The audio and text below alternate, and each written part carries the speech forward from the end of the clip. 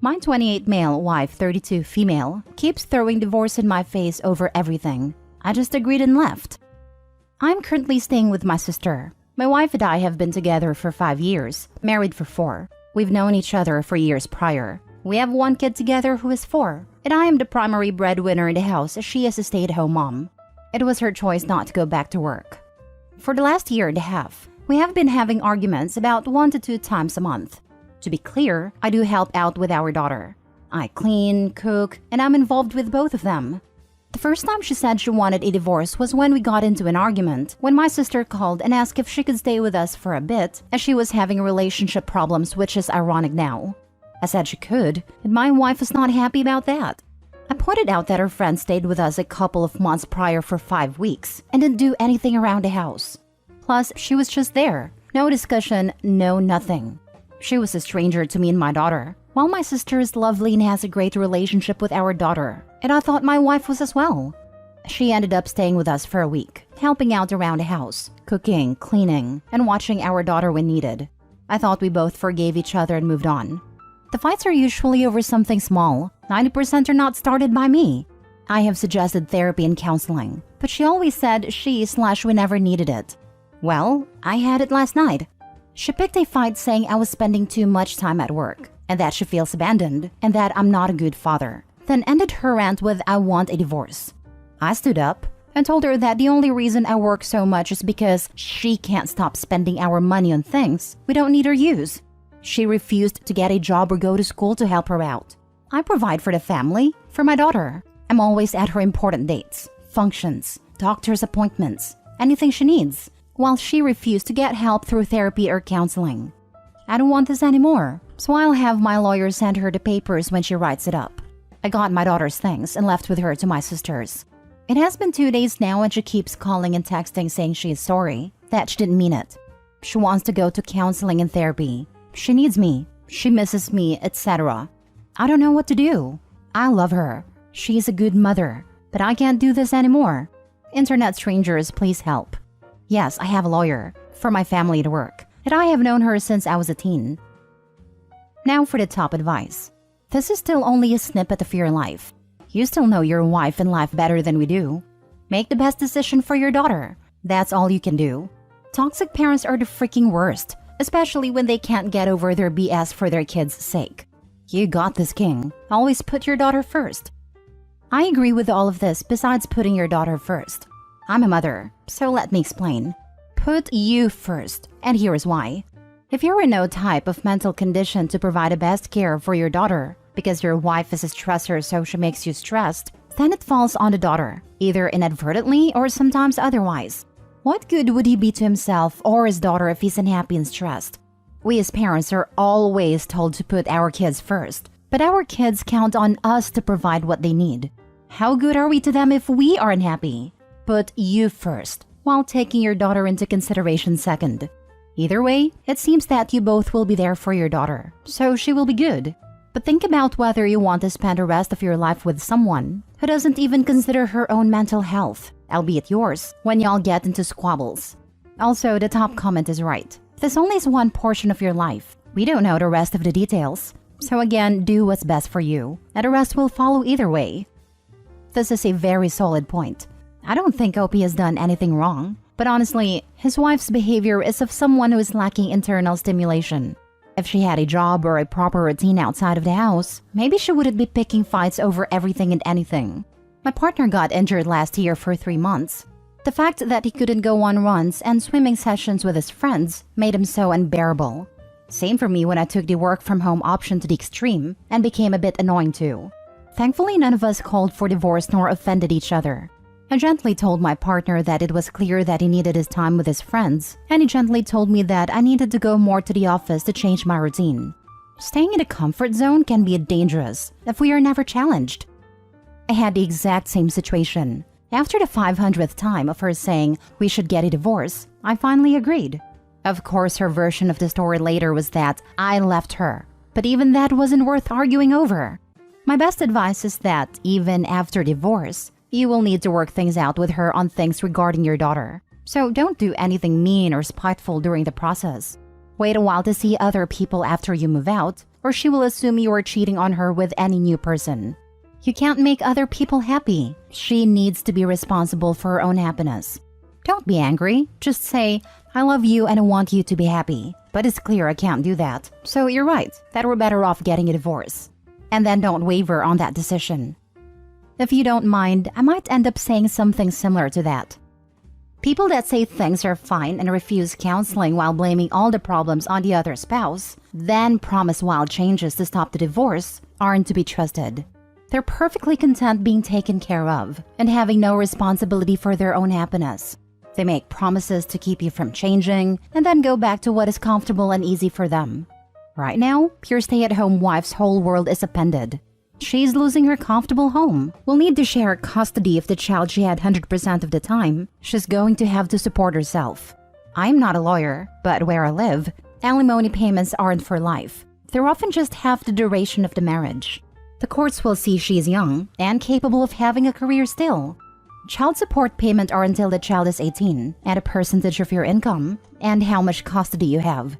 So she knows she messed up. My advice is that you go through with the divorce, even if you love her, and consider going back after you've seen her change. She gets a job, she gets therapy. Next story. I left my husband the day after our youngest moved out. He says I've deceived him all these years. My female 49 husband, male 51, cheated on me. It was 10 years ago when I got a call from school saying that our youngest, then 9, was sick and needed to go home. When we arrived, I heard them in our bedroom. I panicked, made loud noises to let them know they weren't alone and that our daughter was with me. I'm crying just writing this. I still cry whenever I remember that day. The first year after that was the hardest on me. I felt so insignificant and inadequate, ugly and undesirable. We started therapy and my husband promised to do anything to make it work again.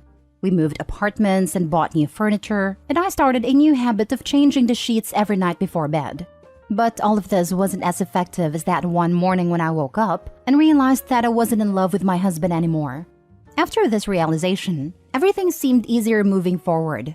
I saw him as a roommate and a great support raising the children, a good friend. We love our children and we wanted the best for them. And for these next 10 years, we hardly ever fought. And we raised 3 beautiful, happy, and successful young people. When I realized that I didn't love him anymore, I also stopped caring what if he did it again. It was one of my nightmares in the beginning, but I didn't care anymore as long as I slept in clean sheets every night. Around Christmas, our youngest daughter, who is now 19, got her first contract for her own apartment. And that's when I knew that I was free. I also set in motion my plans of moving out and getting my divorce. I found myself an apartment too, and I thought my husband could live in our apartment until we settled everything up. But when I told him and handed him the divorce papers, he was in shock. And when I moved out the day after my daughter, on April 2, he was even more shocked and distraught. Now he is telling me that I have deceived him all these years, acting like I was fine when I wasn't, while he lived in regret every day for how he hurt me. That I am cold and calculated and vindictive. I don't recognize any of these accusations. I don't see things that way. I saw it as me, and him of course, doing the best with what I was dealt to make a happy and content life for our children. Our whole family really. And I think that I succeeded. What more could anyone ask of me? Edit. I'm thankful that you are reaching out. I'm sorry I can't chat with all of you. I will try to answer women/men who are going/went through similar situations and I want to help.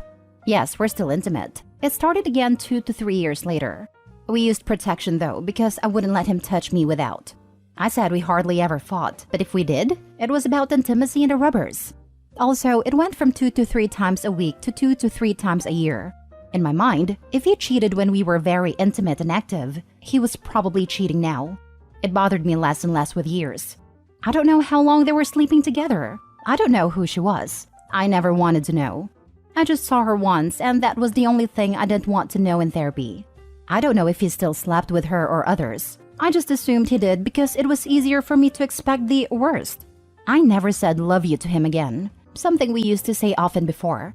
He continued saying it and always told me that he would wait for me to say it back. I didn't need to leave to find happiness sooner. I was happy and lucky having my children and my home. I didn't need more. But now I see no reason or happiness in staying. I never did what I did to get back at him or to get revenge. My children know I have left. They are sad, but my reason was good enough. I was out of love with him. They don't know the details and we are keeping it this way. They don't need to know anything. No, I don't change my beddings every night now. I have no need. Acting like I was fine when I wasn't. Meanwhile, she changes the bedsheet every night and cannot be intimate without protection. Dude has no concept of what fine looks like. I never again told him I love you in 10 years. Not once. I'm not sure how we didn't come to the conclusion that she was checked out. I think I'd noticed something was up after less than a week. Way too many men interpret checked out as everything is fine. Because when most women check out, they stop fighting since they just don't care anymore. Men think no fighting means the problem is solved. This is what happened to me. My ex punched me in the face, and I checked out for 2 years until I had saved enough money to leave.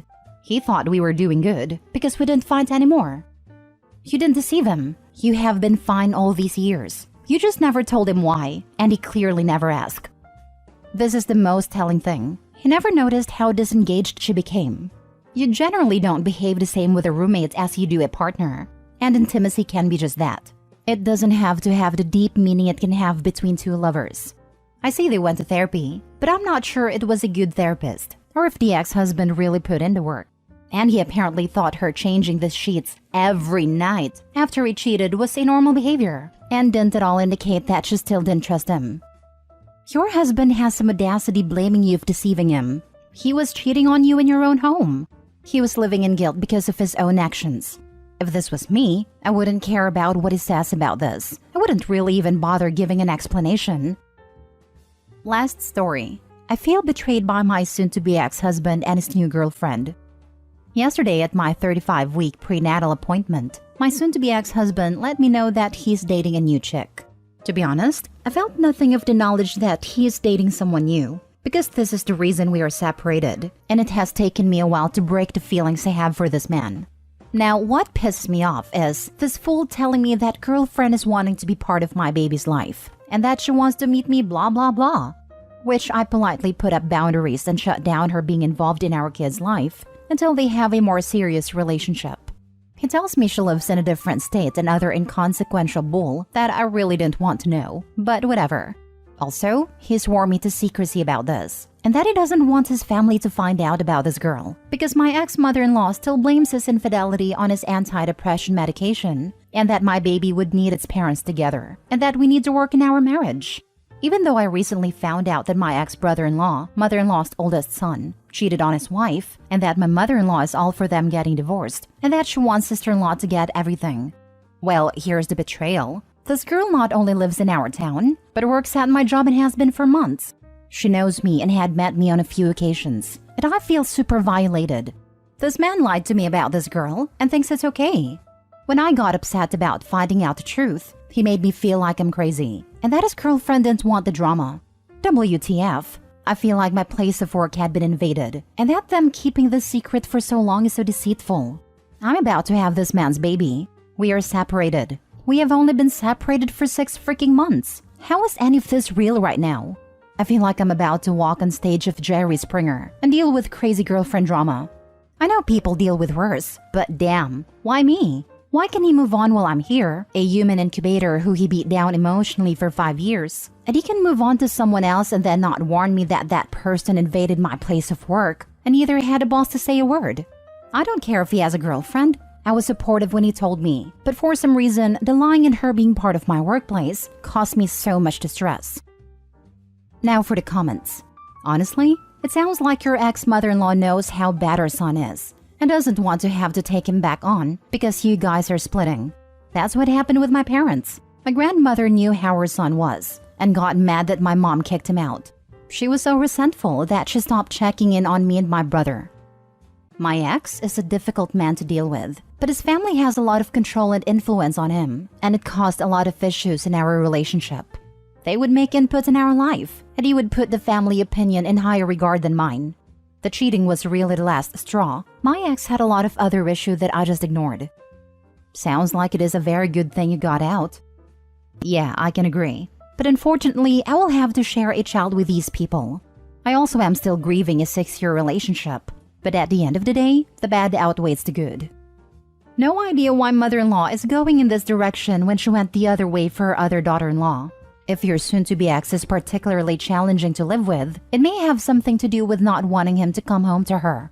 You just take care of you and your soon-to-be arriving baby. Don't worry about them. I hope you have friends and family who are supportive around you. Jesus, it really says something about the character of their mother if both sons cheated on their long-term partners. I am assuming the sister-in-law doesn't have kids, and by traditional standards, it is easier to support her leaving her other son than it is to support you, since she likely holds the ideals that a kid should have two parents, as if marriage changes that. Put mother-in-law in timeout and explain she can either support you or get lost. Sister-in-law has 4 children with brother-in-law. I agree that she deserves all his worth because he's a POS. But my issue is that I was being basically pushed to reconcile, and she was basically given permission. Unfortunately, they only care about image, and to this day, it's not public knowledge about either of her sons' divorces based on the info I have been given.